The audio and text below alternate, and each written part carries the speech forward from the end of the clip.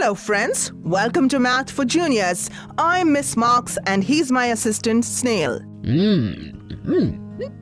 Hello, friends. Snail, I saw that. No need to hide. Oh, Miss Marks. No, Snail, let's not start talking about food. I want to ask you an important question today. And what is that, Miss Marks? Snail, have you ever thought about what you want to become when you grow up? Not really, Miss Marks. Let me think. Don't think so hard. That would simply mean you have not thought about your future.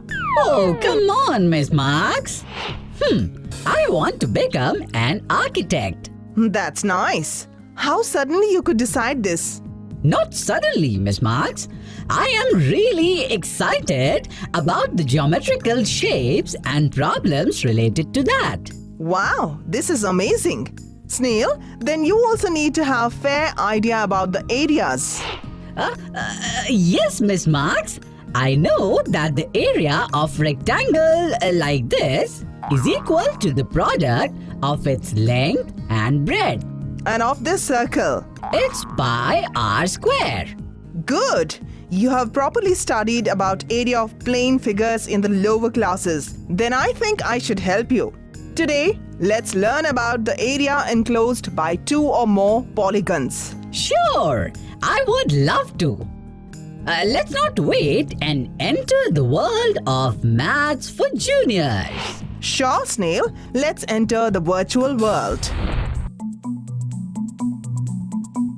Consider a building whose length is L and breadth is B. A path of width W is made all around outside the building. Can you think of a method to find the area of the whole path? If you look at a building from the top, then you are able to locate two rectangles. The inner rectangle is the top view of the building and the outer rectangle has enclosed the building and the path around the building. This view helped us to arrive at the fact, if we subtract area of the inner rectangle from the area of the outer rectangle, we'll be left with the area of the pathway all around the building. The areas of the two rectangles can be calculated only if their length and breadth both are known. Since the dimensions of the building are L and B, its area will be LB.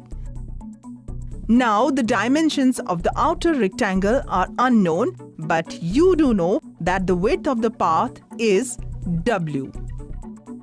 Observe that if you add the width of the path, that is W, 2 times to the length of the interior rectangle, you get the length of the outer rectangle as L plus 2W. Similarly, if you add W 2 times to the breadth of the inner rectangle, you get the breadth of the outer rectangle as B plus 2W. Now you can easily find the area of the outer rectangle by multiplying its length and breadth, which will be L plus 2W whole into B plus 2W whole. Now you have area of the path as area of the outer rectangle minus area of the inner rectangle. That is L plus 2W whole into B plus 2W whole minus LB. Oh, this is exciting! Finding areas of region formed by combination of polygons is easy. Then let's make two polygons of equal area. Snail, you have to make a triangle equal in area to a given parallelogram. Okay, but where is the given parallelogram? Here's your parallelogram. Mark the midpoint of any of its side. Okay, done, Miss Marks. Now, how do I get a triangle out of it? Don't be impatient. Join this midpoint to its opposite vertex. But there are two opposite vertices. Which one? Join it to any of these and cut it along that line. Oh, got a triangle, Miss Marks. but it looks much smaller than the parallelogram. Wait, Snail, it's not over yet. Put this triangular piece here, like this. Now listen, since the pieces of parallelogram have only been rearranged, the area of parallelogram is equal to area of triangle. And that's what we set out to prove. You deserve appreciation for this. So let me give you this magic pen. That's superb! Snail, if you want more such gifts, you need to learn more. Sure, Miss Marks. Let's enter the virtual world for that. Let's consider a circular park of radius r. A circular path of width w is made all around inside the field. Here, you need to find the area of the path. To make it easier, let's look at the park from the top. What do you see? The two concentric circles, isn't it? The outer circle encloses the whole park and the inner circle represents the park without the pathway. If you subtract the area of the inner circle from the area of the outer circle, you are left with the area of the pathway all around inside the park. The radius of the outer circle is r, so its area is pi into r square. Now we do not know the radius of the inner circle, but you do know that the width of the path is w. Important thing to notice here is that the radius of the outer circle consists of the radius of the inner circle and width of the path. Thus, if you subtract w from the radius of the outer circle r, you get radius of the inner circle as r minus w. Now you get the area of inner circle as pi into r minus w whole square. Finally, you obtain the area of the path as area of outer circle minus area of the inner circle. That is pi into r square minus pi into r minus w whole square. Oh, fine. This is interesting. It's final, Miss Marks. I now want to become an architect. Wait, Snail, go slow. Let me see how good you are. Let's solve some questions on area of regions. Sure, Miss Marks. Let's do it quickly. Oh, okay. Calm down. Let's enter the virtual world for that. Given the dimensions of the swimming pool, find the area of its concrete border. We find the values of area of 4 rectangles marked as A and B.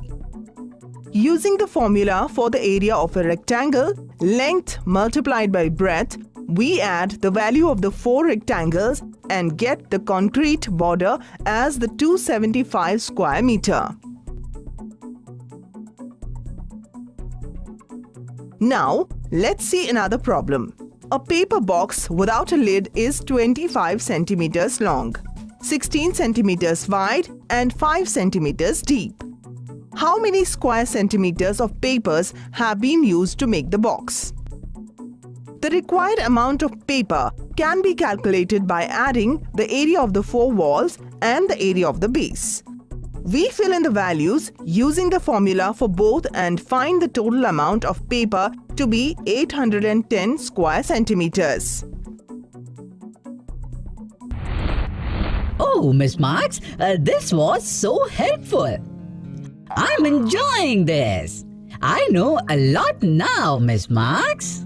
But there's much more to know, so let's go for it. Do you know, Snail, that the knowledge about the area of circles helped Queen Dido discover the city of Carthage? How? Let me tell you this interesting story about Queen Dido. Story? Who is this queen? Never heard of her. She was the daughter of King of Tyrian. When King died, to own the whole throne alone, her brother Pygmalion murdered her husband.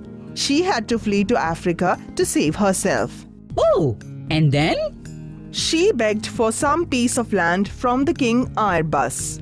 King was generous, so he asked how much land she needs. To which she replied, as much as the hide of an ox will enclose. To the king, it seems to be a small request, so he granted. Little did the king realize that what he had lost. Queen Dido was a mathematical genius. She was aware that the circle has the maximum area of all the other plane geometrical figures like triangle, rectangle and square with same perimeter. So she cut the hide into smaller thin strips and formed a circle with it and grabbed the largest piece of land. Poor king. This piece of land was used by the queen to found the city of Bysra, later called Carthage. Very genius she was. Wow! You have learnt many new things today, which will be helpful to you. So it's better to take a short recap. In this module, we have learnt that area of the path of width W built around a rectangular building of dimensions L into B is given by L plus 2W whole B plus 2W whole minus LB. Area enclosed between two concentric circles is given by area of the outer circle minus area of the inner circle. Area of the path of width W built inside a circular park of radius r is given by pi r square minus pi r minus W whole square. I can now go and say this to mom also. What? That I'll be an architect. Thank you, Miss Marks. You're welcome, Snail. Enjoy yourself on your way back home. Sure, Miss Marks. And now it's time to say goodbye.